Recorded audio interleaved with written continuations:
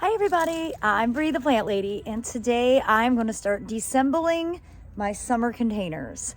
Usually I let this wait until we get frost, but since there's still no frost in the forecast and I am totally overwatering these things, like as in I'm not watering them at all, I think it's just for the best that I go ahead and I get all the summer plants taken out, and then I'm actually going to decide how many pots I actually need to have for the winter.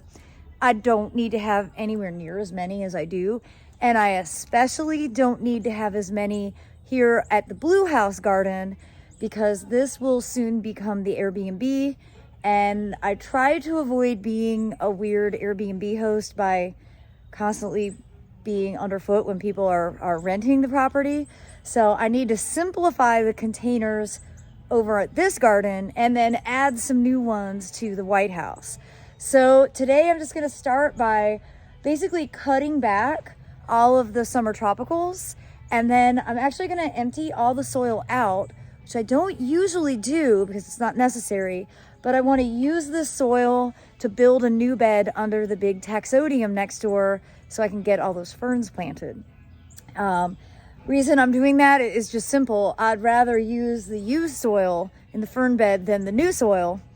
Once I decide how many pots I'm gonna actually grow for the winter, I'll be able to fill those with fresh veggie mix from Soil Cube and actually get some cool season container combos created. So I hope you'll enjoy watching my progress.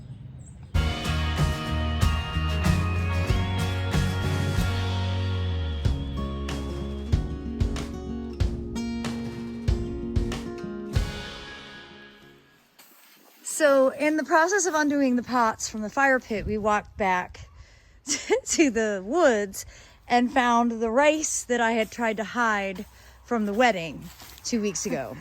So I just wanted to show you how intensely rooted rice becomes. You see, it's basically impenetrable. There's no loose soil at all. But we're just gonna let all this organic matter break down. Like, frankly, Aiden was the one that was like, what does it matter if the rice just decomposes under the taxodium? It's no different than the ground leaves. And that's exactly right. But we do need to break it up a little so that we can cover it with compost. It won't look weird. So that's what we're doing right now. We have a bunch more. It'll be really interesting to see if any of the seed ends up germinating in place. This is not where you would grow rice because it's like dry shade and not wet sun, which is why we grow rice in pots. But this is probably not your everyday video. No. Well, we decided against it. They're just too massive. So those will get tossed into our proper compost pile and they'll break down. Yeah. It'll work. All right, so we'll go get the rest. That are just soil. Yeah.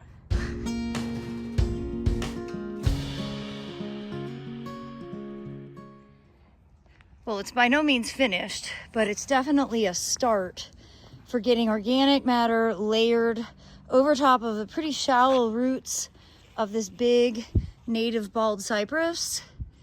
I really wanted to try and get this done before all the needles fall, because one of the big advantages of this tree is that it's self-mulching.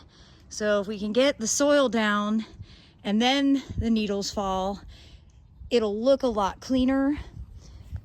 Though I'm really anxious to get the ferns planted. I think it's still too dry. We have not put enough soil down.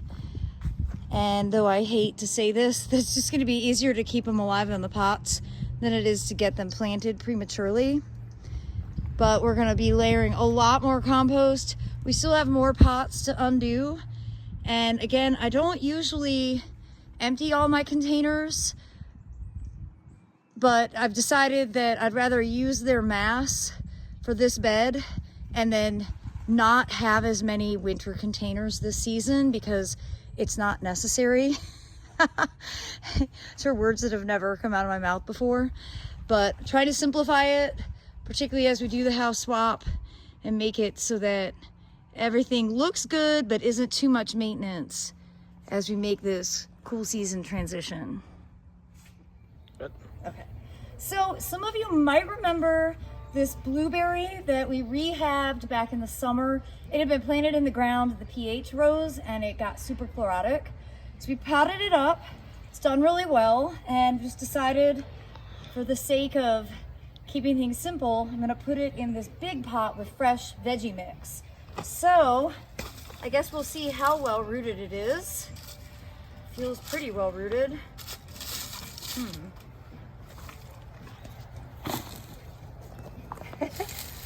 Maybe nothing glamorous about this at all. It's not all that well rooted. Okay. We're gonna let all this organic matter go in, and we're gonna pull the blueberry out. Like that.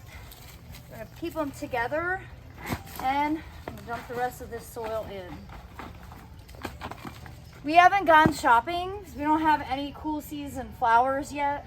Of course, I have a ton of seed. That'll be a separate video when we start actually making these pots look pretty.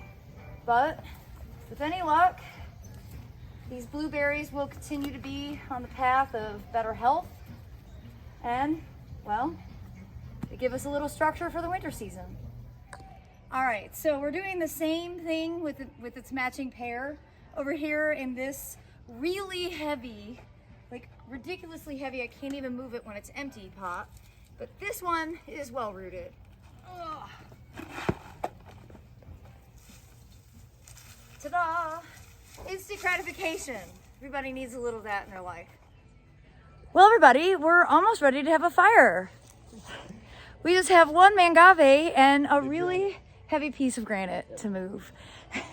Yeah. We'll get there. We will.